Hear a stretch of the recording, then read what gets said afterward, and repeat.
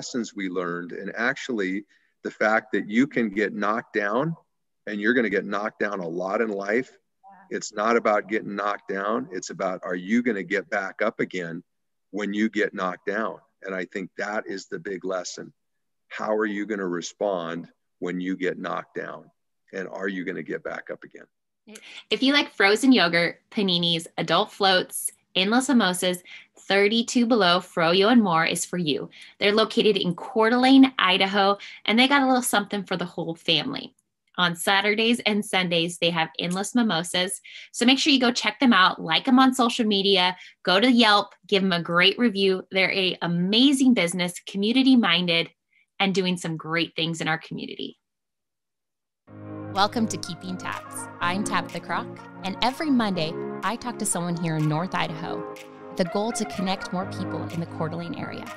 And then every Friday, I talk to someone outside the community to bring in a new perspective and to learn a little bit about yourself.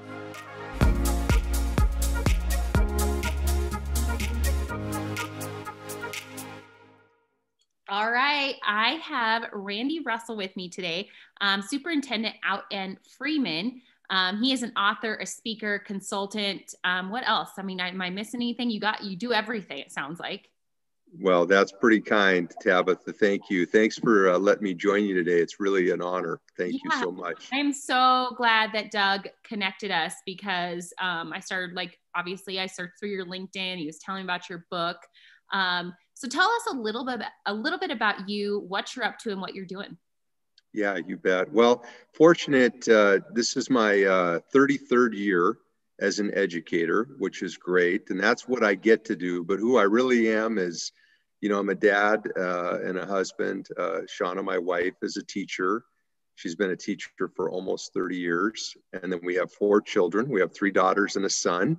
And Emily and Megan are both teachers as well. Ryan's a high schooler, and Megan's in her first year as a kindergarten teacher.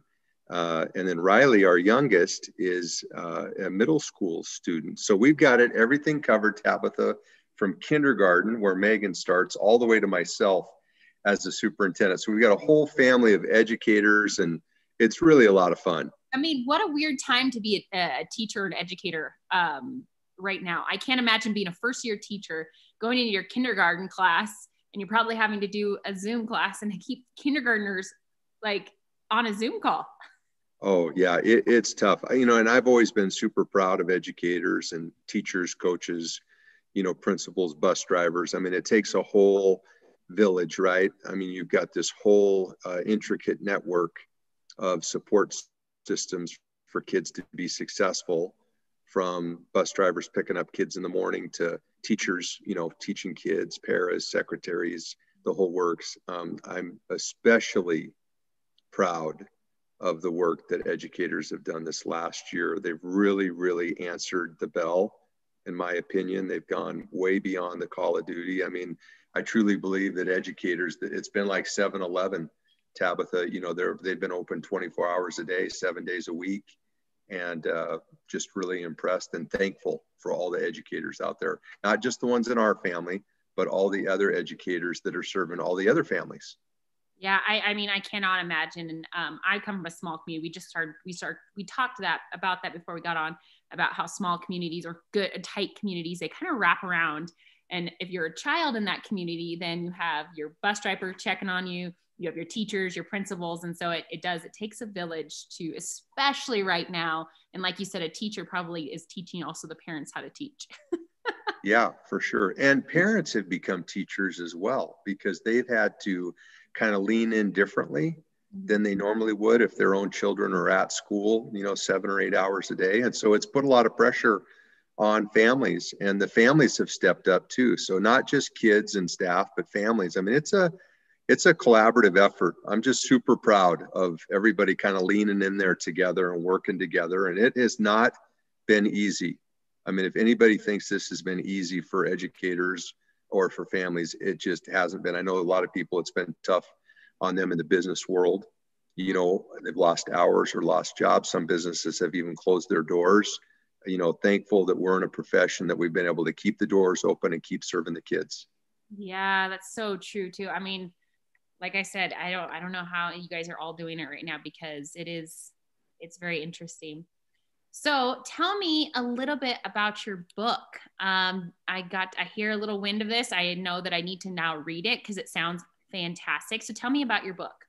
Well, thank you. So it really has been a team effort, which has been great. A couple of buddies of mine, Brian Talbot, who's the superintendent at 9 Mile Falls, and Kyle Rydell, who's the superintendent in West Valley. We actually had gotten together one day for lunch, Tabitha, several years back. I had just been selected as the state association president for the superintendent's group in Washington.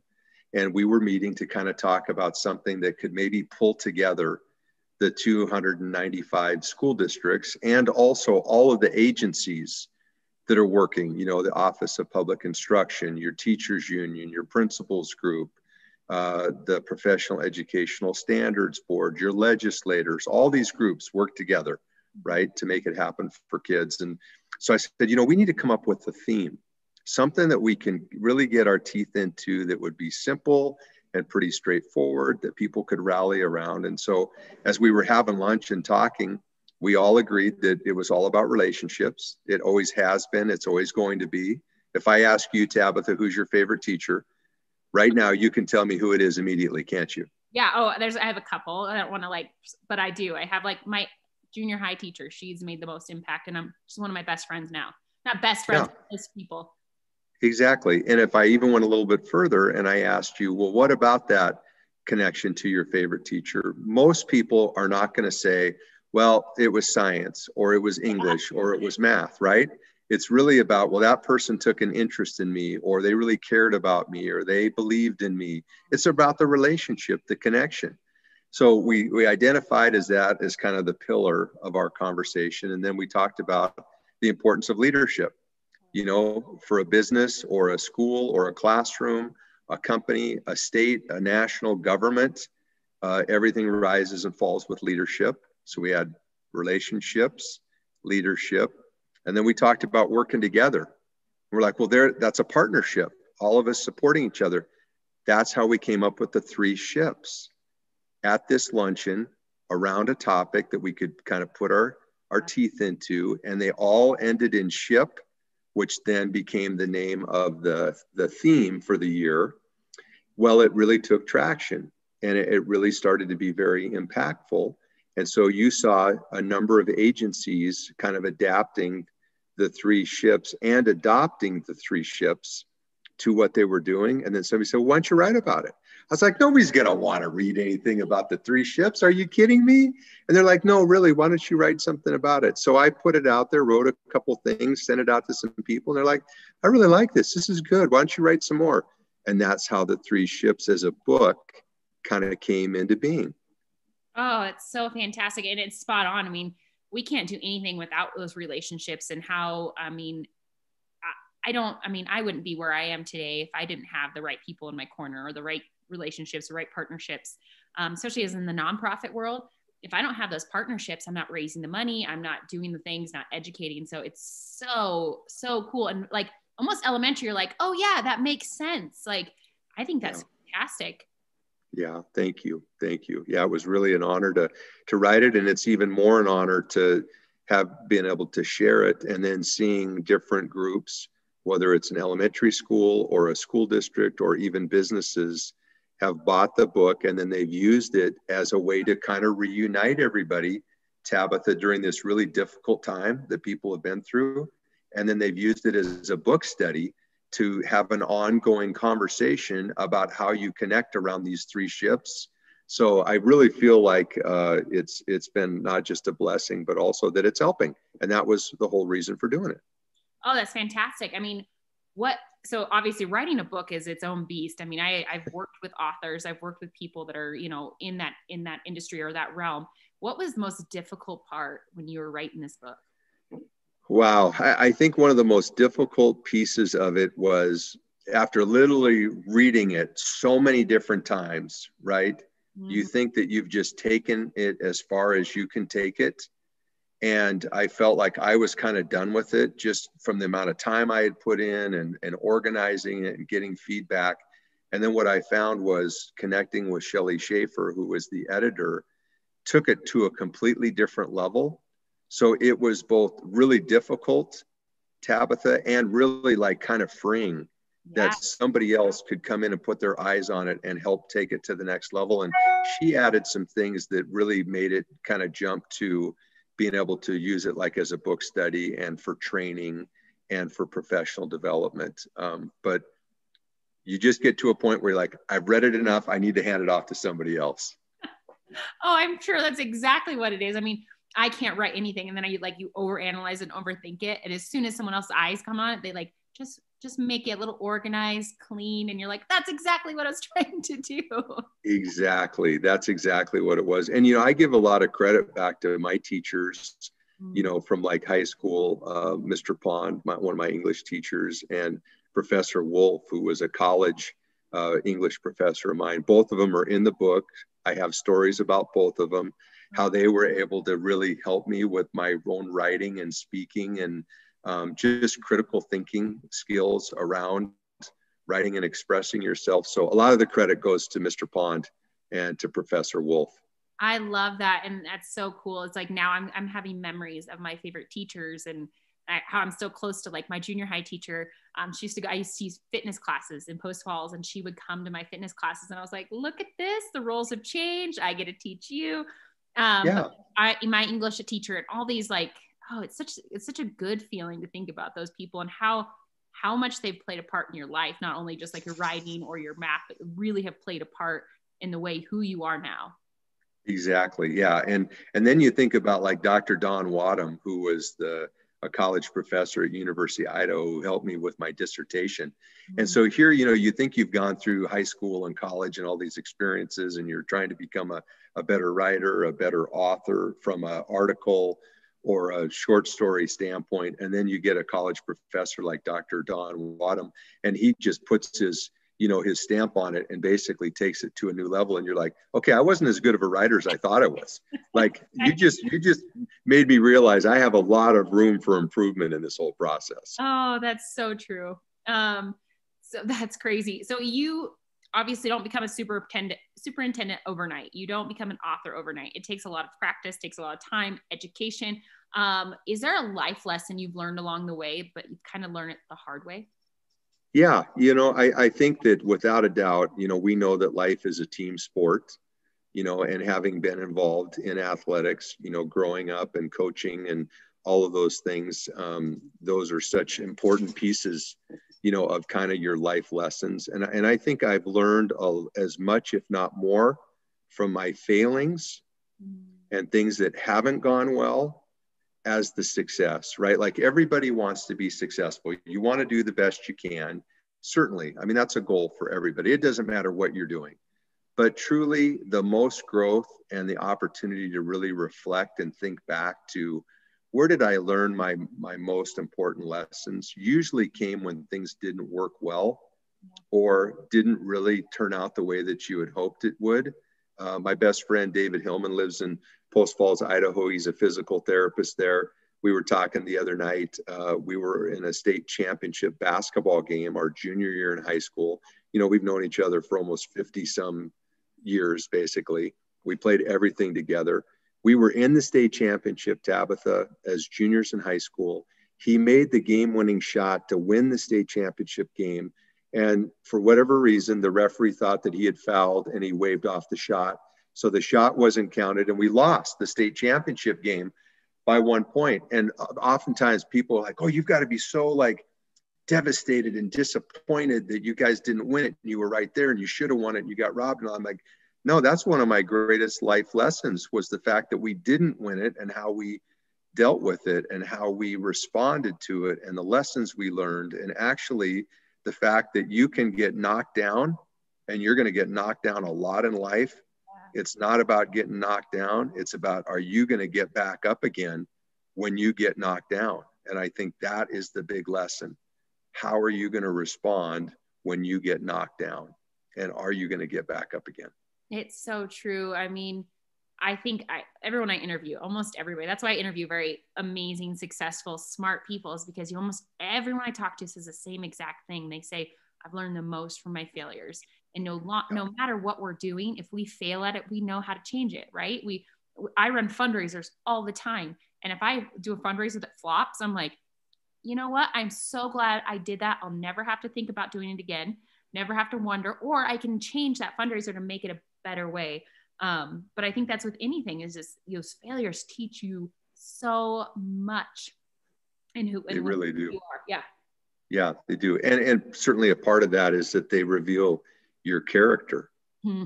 You know, because what is seen on the outside is what most people see you to be and who you are. But in reality, you know, your character that gets revealed is really truly who you are and what you're all about. And that comes through adversity and when things don't usually go the way you want them to. Exactly. Exactly. As soon as you said that about your basketball game, it's how you dealt with it and how your team dealt with it. And you could have yelled at the ref. You could have thrown a huge fit. You could have been, there's so many, and that's losing a job, or you apply for a job and don't get it. How do you deal with that? It's so much about your character and who you are. Yeah, exactly. And it kind of reminds me of one other time. So I was an assistant principal. I had been in education for, you know what, maybe 20 some years, had started as a teacher, started as a coach, become a head coach, become an athletic director. I was an assistant principal. I had done them all, discipline, curriculum, and I really wanted to be a principal. Well, I was one of the top 2 finalists for the position. I was the number 1 recommendation from the screening committee. And after the interviews, I was the number 1 recommendation from the interview team. And when it got down to it, I met with the superintendent, and the other candidate then met with the superintendent individually. And the other candidate got the job, and I didn't. And I was devastated. I mean, Tabitha, that was one of the most devastating, lowest spots, I think, in my whole career, was not getting this principalship that I really, really wanted. Well, I didn't get that one, but fortunately, I was able to get the principalship at Coeur d'Alene High, home of the Vikings. Yeah. And I was able to serve there for 5 years, fell in love with the kids and the staff and the parents. Sean and I still talk about it's one of the highlights of our whole time with our kids and our family. And then that led to the superintendency at Freeman. So if I'd have gotten that job, Tabitha, that I wanted so badly, I would never have been able to get to Coeur d'Alene because it wouldn't have worked out. Yeah. And I would never have ended up in Freeman. So things happen for a reason, and we just don't know sometimes. And so you can learn some lessons when things don't go your way if you choose to be better and not bitter. And I'm choosing to be better about whatever comes my way, even if it's not good, than to be bitter about it. Yeah. Oh my goodness. So I almost forgot that you were the Coeur d'Alene High School for a while, because gotta love Coeur d'Alene, right? Absolutely. Hey, go Vikes. You know, we're still very connected to a lot of the staff there, and certainly follow the teams. Sean Amos and I are very good friends. Of course, he's the head football coach. He's got the best high school coaching staff probably in the entire western part of the United States. And several of the coaches are still there. Jeff Moffitt's the wrestling coach, and a couple others. But I'm still following the Vikings all the time and rooting them on, even though, you know, I'm with the Scotties, obviously, and that's my top priority. But hey, I can still root for the Vikings because I was a Big Fork Viking. That's where I graduated from high school. So I'm a Viking all the way back to being 14 years old. That's fantastic. I love that. And I think there's another great point, is that I have a thing with people, all the kids getting medals and ribbons for participating. My thing is not everyone's going to get that job. So you have to teach kids early on that how to lose. And so when you get to a situation like you did, where you're ready, you were like, I got this job, like pretty much, you know, you're ready to sit in that desk, and then you realize you didn't get it. And so you have to adapt and deal with that. I think it's such a life lesson people need to learn. Children need to learn early on. So that's my little soapbox on. Yeah, for sure they do. And we need kids, our own children, to fail. Yep. You know, and we put some pretty protective, you know, boundaries, kind of walls, pillows, whatever you want to call them, around kids sometimes. And I think that's a disservice, you know, to the kids, whether they're your own children or whether they're the kids that you're serving at your school.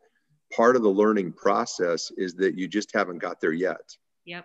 So if somebody didn't get it, that's okay. If you failed, that's okay. If you didn't get a medal, that's okay. Now, what do we need to do? Well, you probably need to work a little harder. You need to maybe be a little bit more committed. You maybe need to be a little bit more disciplined to be able to get in there and get after it. Let's make some corrections and let's go for it again. And then maybe you'll get it next time. But just because you didn't get it this time doesn't mean you can't get it next time. Preach to me. Well, thanks for listening. Yeah, I appreciate that. Thank you. We're in the same boat. I love it. So I have a couple of fun questions for you. So if I'm in the Freeman area, if I'm out there, where's the best go-to restaurant? Oh my goodness, there's several. So if you're down in Rockford, you're going to want to go to either Fredneck's, which is a great little, like a distillery bar saloon, cool. Which is really, really awesome. And then they also have the Harvest Moon, two great places right down in Rockford. There'll be another place that'll be opening up in Valley Ford, hopefully in the spring. The owner of Chaps, kind of out on West Spokane, like if you're gonna drop down on the Palouse Highway, the owner of Chaps is gonna open up there in Valley Ford. Can't go wrong with any of them. Service is great. The food is fantastic. Love going to both places. And I'm excited. I'm a foodie. So I'm been in lockdown like everybody else, right? So it's funny. We feel like we have to like break the law to come to Idaho to go out to eat. I mean, it's like you feel like you're sneaking out, right? Like past curfew to go over there and get a hamburger. License plates, we know. Yeah, I know it. So yeah, we're ready for the restaurants to come back open and to be able to socialize and connect again. It's back to that relationships piece, you know, Tabitha. Even the introverts are like tired of this. Like they're like, I've been in lockdown for too long. Yep. I know. That's what I always tell my introvert friends. I was like, you need to check on your extrovert. We get that you're cool, but check on those people like that are needing people. And even those people are like, no, we miss people too. Exactly. Yeah, I got to take care of everybody. Since you're an author and you probably enjoy reading, you know, is there a book you're currently reading or a book that you're loving right now? You know, there is. And the book I'm reading right now is What Got You Here Won't Get You There. And it's fascinating. It is from an executive coach who works with several executives across the nation. And basically what he does is he kind of is a truth teller for yourself. He really asks a lot of good questions. He has you really analyze your leadership and basically that you would look for not just building on your strengths, but also what are some areas that need to be improved? And do you have a fatal flaw? Is there something that you have as a leader that's taking you away from your team and being able to do a better job to serve them and to support them? And I love it. And we've kind of adopted it, you know, in Freeman, because really, Tabitha, what got us where we are right now in the first 6 months of the school year, it's not going to get us where we need to get to June. Like we're going to have to come up with some new solutions, you know, for tomorrow's problems. The old solutions won't work. What we've done in the past, some of it's going to work, but really we're going to have to use some new thinking and really kind of rally together around some new thinking. And I love it that our team, our leadership team has really embraced this, that, hey, we've done a good job. We've got these kids here. It's safe. We've got protocols, but you can't just rest on your laurels. You've got to figure out what's next to keep moving forward. And that's really the impetus of this book. It's fascinating. I love it. Oh, that's amazing. See, why I ask these questions is for me, so that I'm like, oh yeah, where do I eat? What book do I need to read next? Yes, exactly. It's a great book. My parents actually live in the Conklin area, so I go through Rockford if I'm going to like Spokane or anything like that. So yeah, you know the country. I do. So if you were able to have a billboard, let's say downtown Spokane or somewhere there's lots of people, if you could have a billboard, what would your billboard either have or say on it? Wow, if there was a billboard, I guess I would just say that get out of your own way. Ooh, You know, there are so many talented, I mean, truly, truly talented people that have these unbelievable skills and abilities. And oftentimes we put limits on ourselves because of social norms or somebody else's opinion, or even your own beliefs, right? Like, why would anybody want to read a book from Randy Russell? I mean, Yeah. there's so many options out there. And I would say when you really truly get to the point where you can get out of your own way, it's freeing. It's truly freeing, because then you realize that you can pretty much do anything that you want, that of course is within the rules and is legal. And I mean, the guidelines, of course, of what you can do legally, but I'm talking about like just unleashing yourself and going for it. You want to write a short story? Go for it. Your first one might not be great, but your third one might be. You want to go try something you've never tried? You might flop at it the first couple times, but you might also find that you're really, really good at it. And I think part of it was that when I had to have my hip replaced last summer, Tabitha, yes, I'm getting that old. I was like, you're young. Yeah, had to have the hip replaced. And, so I couldn't really do much for like the first 6 weeks. I mean, not that I was feeling like a slug, but I mean, it was pretty much sloth village for the first 6 weeks and not moving around much and doing much.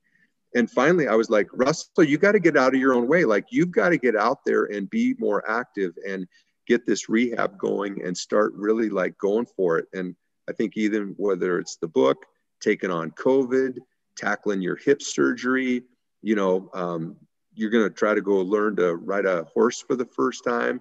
You've never tried a sport ever, or whatever it is. Just like, get out of your own way, Tabitha. Go for it. It's not going to be perfect the first couple times, but you might find out that you're actually better at it than you even thought if you really give yourself a chance. Oh, that's perfect. I absolutely love that. I think I just dealt with that with my podcast, actually. It was kind of like, I love, I've always wanted to do something like this. And I was like, COVID's a perfect time. I've got extra time. I'm at home. I can interview people on a screen. And as soon as I did that, I was like, I love this. I get to meet the coolest people, and I get to share their story with, hundreds of other people. Exactly. Yeah. Well, and again, it connects people together, and that's where we become our very, very best. Yep. So, you get connected with Doug Kaplicki, you and I connect on your podcast. It really, truly, it's an honor to be on your podcast. We get to know each other, and then that's where that iron sharpens iron, and you start helping each other. And, I learned something from you. Maybe there's something you took away that you're like, hey, this is a great idea or thought. And all of a sudden you're better than you were 60 minutes ago. Exactly. Or there's something comes up and you're like, hey, I know Tabitha might know the right person for this project, or you're doing something, outside the realm, and I know someone, or vice versa. We can really help each other, and really for the greater good. Absolutely. And that's really what it's all about anyways, because when you really think about it, if you really want to make yourself happy, I mean, truly, truly, genuinely happy, happiness starts from the inside out. Happiness is not an outside to in process. It is an inside to out process. And the more people that you help, the more people that you serve, the more people that you support, truly, the more impact that you're going to make. I believe that's where your happiness comes, from the inside out. And that's all I want to do. And I believe that's really all the educators want to do, is serve, support, and help as many people as they can, with no expectation in return at all. I agree. And like we've been talking, unfortunately, we're in a time we have to say the C word all the time, and that's COVID all the time. Or we're talking about this pandemic, or we're talking how it's affecting financially, or, as an educator, you guys have completely had to, no one's learning this in college, how to deal with this kind of stuff. And so everyone's dealing with something, whether it's students, teachers, personal, like business shutting down. Do you have a piece of advice for someone listening, a positive piece of advice as we go through this pandemic and hopefully soon see the other side? Yeah.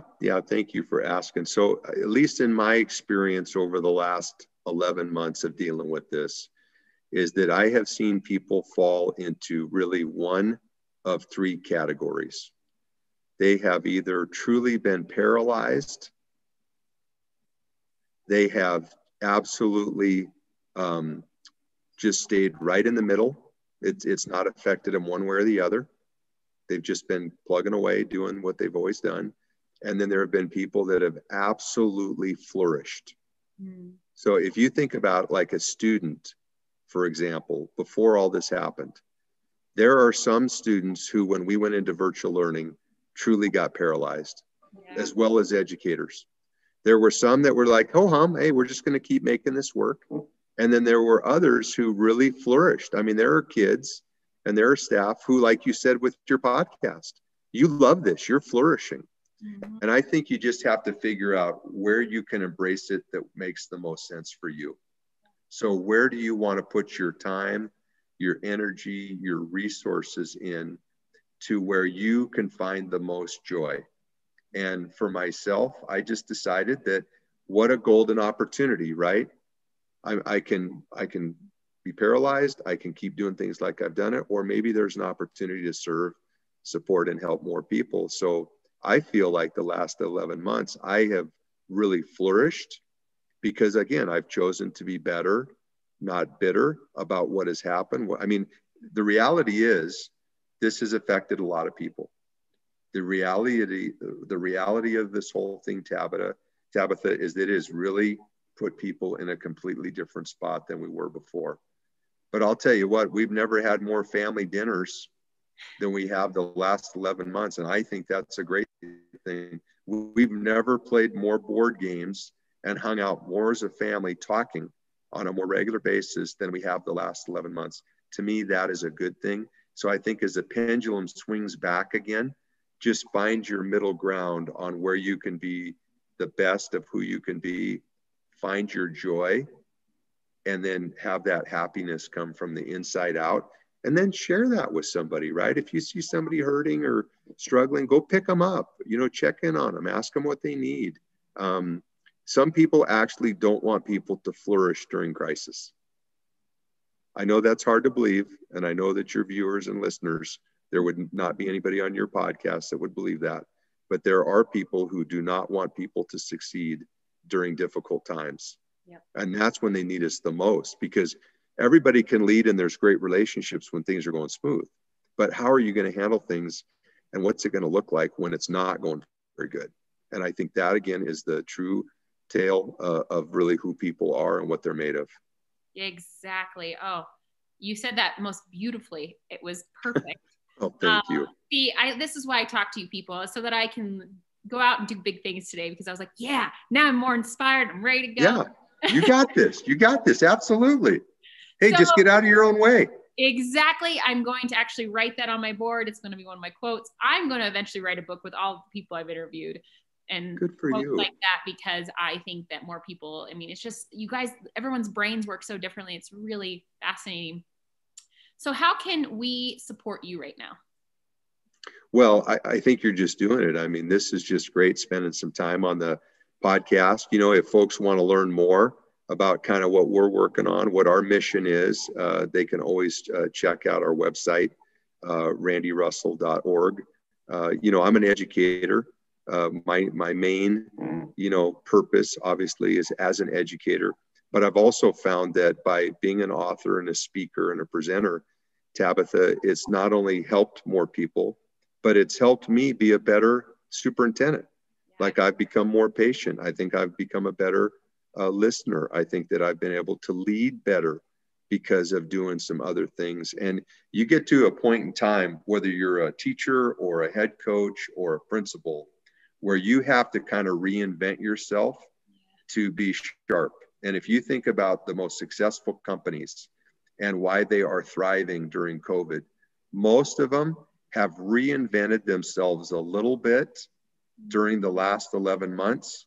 And unfortunately, some companies who never made that change had to close their doors. And I always use the example of like Blockbuster versus Netflix, right? So Blockbuster had the market for years. It was the go-to video rental place. And now Netflix is the go-to place for so many different people. And they are flourishing, and they've taken this different approach, but they reinvented the market that was already there. And I think that's a great example for all of us. We can reinvent ourselves at any time. We can try something new at any time We just have to get out of our own way to do it. That's a perfect way to end this. So thank you, Randy. Yeah, you're so welcome. Thank you for having me. What a treat. I really appreciate it, Tabitha. Thanks for listening to Keeping Tabs. I'm Tabitha Kroc, and every Monday I release a podcast about different community members here in North Idaho. And then we end the weeks on Fridays with a podcast about the things I'm passionate about: outdoors, adventures, sports, the van life, and even current events. So if you like what you heard, make sure you subscribe to my YouTube, Spotify, or iTunes. Thank you again. Now go be kind and do something great.